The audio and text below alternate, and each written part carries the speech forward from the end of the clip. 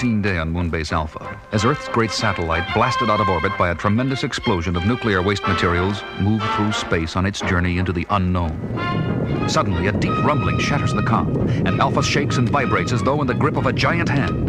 In main mission, Commander John Koenig barks out commands. Sandra, all scanners and sensors up full. Yes, sir. Kano, computer report as fast as you can get it. Right, Commander. Paul, activate big screen. Yes, sir. What's happening, John? I don't know, Victor, but the way this place is shaking, we'd better find out fast. Commander, on the big screen, look. Phew. If I didn't know better, I'd swear we were in the middle of a terrestrial hurricane. All that debris out there, like a cosmic minefield. Commander, computer reports radiation level at danger point and rising. Paul, activate radiation and meteorite defense screens. We're going to red alert. Seal all bulkheads. Damage units and medical, stand by. The storm builds to a ferocious climax, with sound levels beyond the limits of human endurance. And suddenly, all personnel black out and fall to the floor, oblivious to the fury raging around them. And then, just as suddenly, it is over. And one by one, they revive as the moon emerges from the turbulence. Sandra, get damage reports from all sections. Paul, do we have power? I think so, sir. Yes, we do. Good. Activate big screen. Well, we're in the clear at least. Commander, no major damage reported, just a few minor injuries. That's a help. Victor, what do you think that was all about? According to the navigation charts, there should have been no stars or planets or any concentrations of matter in this area. Nothing but empty space. Then how do you explain all that debris we passed through? The only conclusion I can reach is that we have come through a black hole in space. A black hole? But wouldn't that have drawn us into a dying star and incinerated us? Not if we passed through the outer fringes only and came within the gravitation field of another star, which... Commander, a new contact. Paul, bring it in on the big screen. A planet. A big one. Kano, computer readout. Diameter 7926 miles at equator. Atmosphere breathable. Cloud cover H2O. Surface temperatures compatible with human existence. John, look at that cloud cover, broken by patches of blue. The general configuration, could it possibly be... Commander, I get life signs. Commander, I don't believe it. That planet, it's ours. There's no mistake, John. It is. It's the Earth. The Earth! Oh, we're home!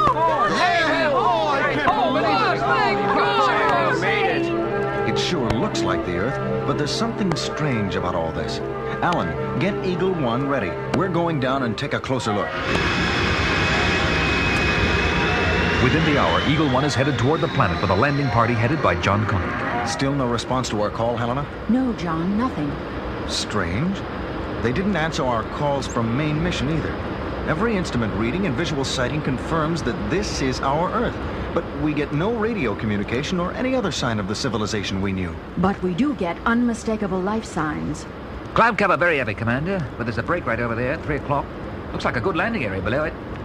Time we got some answers. Set her down, Alan. Landing on a hilltop on the surface, they step out of the Eagle, leaving Alan inside, and find themselves overlooking a veritable Garden of Eden. Green valleys and cool waters ringed in by a circle of mountains that shut out a hostile, unseen world beyond. And look, John, shepherds tending their flock. Women carrying water from the well. Look at the robes they're wearing. It's as though we... Yeah, I know. As though we had stepped back thousands of years in time. I think that's exactly what we have done, John. What do you mean? According to computer readings I made on board Alpha, and every calculation I've come up with since, we are back at or near the beginning of time. The Old Testament year 3347 BC. Ridiculous, Victor. There must be some mistake. Maybe the storm threw the computer off kilter. No mistake, John.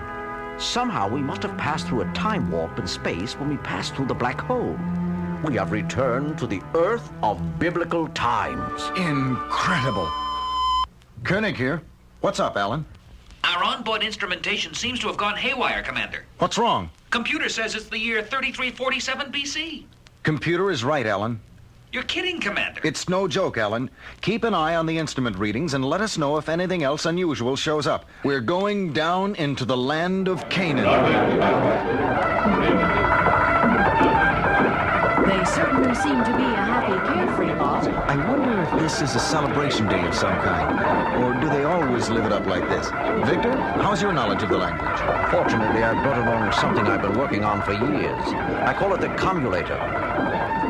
Looks like a modified comla. Exactly. I've built in a miniature computer which is programmed not only to translate what is said to us, but translate what we say into any language instantaneously. Look, that bearded old man haranguing the crowd over there. Let's see if we can understand it. You have sinned in the eyes of the Lord.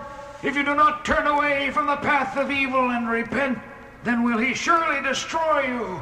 It works. We can understand everything. Go tell it to the sheep and camels and the elephants, you crazy old coot. Maybe you'll get them to repent. The Lord will send down rain for 40 days and 40 nights, and every living thing will be destroyed. It hasn't rained for 6 months, and there's not a cloud to be seen in the sky. Sinners, blasphemers, you have been warned. I can do no more. Yes, you can. You and your sons can go sail your crazy boat up over the mountaintop. Good Lord. You know who that old man is? It's Noah. And the boat the young man mentioned, it must be the Ark. He was right about one thing, though. The weather seems to be perfect. But as crazy as it sounds, if that is Noah, then we know how the story ended. I wonder, is the Earth going to get a second chance? What's that rumbling? Alan, give me seismograph reading. Seismograph indicates deep subterranean turbulence about 1,000 miles from this location, with a reading of 9.9 on the Richter scale. And Commander, the barometer is falling faster than I've ever seen before. Run the figures through the computer, Alan, and give me a readout. Okay, here it comes. Earthquake potential maximum. Tidal wave probability 99%. Cloud cover now encompassing rest of Earth will close in over this area. Conclusion, cataclysmic earthquake activity combined with cloudburst and tidal wave will create flood conditions engulfing whole planet. Commander, we gotta get out of here. I've got to try to warn the people first, Alan. Stand by. What are you going to do, John? Watch me. Grabbing the commulator out of Victor's hands, he runs to the platform where Noah had been standing and shouts to the people. Listen to me. Everyone, listen. You are in extreme danger. There is going to be a flood. You will all be drowned unless you go up to the mountains now. Don't listen to that stranger. He's as crazy as old Noah. Just look at the crazy way he's dressed. But I can prove what I say. I have scientific evidence that... Come on, John, it's no use. They won't listen to you any more than they listen to Noah. What a frustrating feeling to know the tragedy about to happen and not to be able to do a thing about it. How can you change history that has already been recorded? Yeah, I guess you're right. Let's get back to the Eagle. They reach the Eagle, look back one last time and climb in just as a tremendous rumbling shakes the Earth and ominous clouds close in. Hurry, Commander! Okay, Alan, take her up. A couple of minutes more, we never would have made it off the ground, Commander. Yeah, I know. Give it everything, Alan. Eagle 1 calling main mission. Eagle 1 calling main mission. Do you copy? Main mission. Got you, Eagle One. You had us worried. Paul, what readings do you get on the planet? Visual sighting 0. Seismograph and barometric readings indicate extreme turbulence on planet's surface. Unable to get life sign readings. Commander, can anyone survive through all that? From personal observation, we can't answer that. But feel that at least one man and his family have a chance. What about us, Commander? Will we be going home? No way, Paul. Given our moon's trajectory, the Earth will be far beyond Eagle Range at the end of the 40 days and 40 nights that storm is going to last. 40 days and 40 nights? Where did you get those figures, Commander? Not even our main computer banks can predict that accurately. Just read the Bible, Paul. Read the Bible. A few days later, in main mission. It was an extraordinary experience, John. But heartbreaking to be so close, and yet so far. Commander, Yes, Sandra. computer, it's going berserk. Look, The date readings. Years clicking past like seconds. it started at 3347 BC, but look at it. It stopped. The year is 2002 AD, where we were before the whole thing began. Victor, any explanation? Well, I can just give you an educated guess. As we traveled farther and farther away from the area of the black hole, we may have returned through the time warp in space into our own era. Or were we all just the victims of a mass hallucination, brought on by the mind-twisting forces set loose in the pressures of a space storm? We may never know, but whatever it was good to have been home again, even if just for a few hours.